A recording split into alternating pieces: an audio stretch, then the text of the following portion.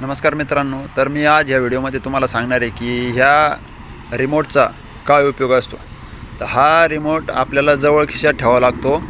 तेव्हा गाडीच्या जवळ गेलं, आता गाडी चालू आहे, हे बटन आहे इथं दिलेलं, लॉक अनलॉक आणि गाडी चालू आणि बंद करण्यासाठी. म्हणजे हे बटन दाबल्याच्या नंतर गाडी चालू होते.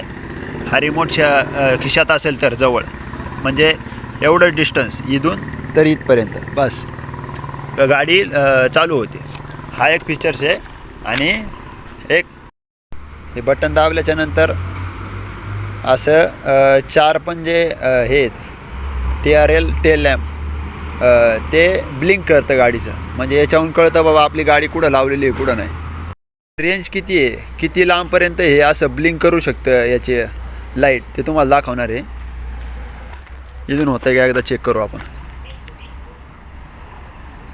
होतं आहे, इथून होतं का एकदा चेक करू. होतं आहे, भरपूर लांबचा डिस्टन्स पण कवर करतं आहे.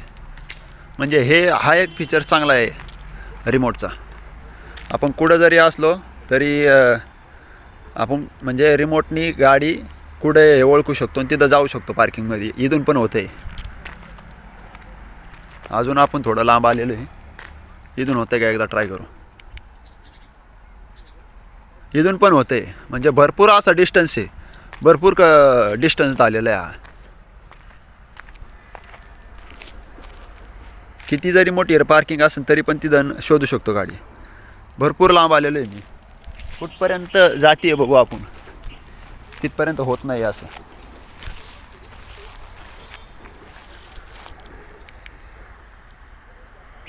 हां, आता होत नाही बघा, आता होत नाही आहे. अजून थोडं पुढं जाऊया, जर होते का बघू. नाही होते आता.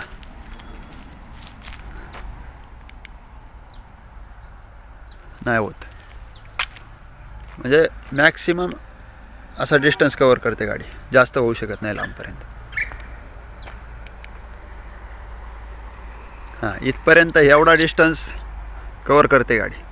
एक 100 फूट 150 फुटाच्या आसपास गाडी रिमोटला अटॅच असते. म्हणजे कळतं का बाबा आपल्याला गाडी कुठं लावलेली आहे. इथून बटन दाबल्यावर गाडीला कळू शकतं बाबा आपण इथं गाडी लावलेली आहे, मग तिच्यापर्यंत जाऊ शकतो आपण. व्हिडिओ आवडला असेल तर व्हिडिओला लाईक करा आणि सबस्क्राईब करायला विसरू नका. धन्यवाद.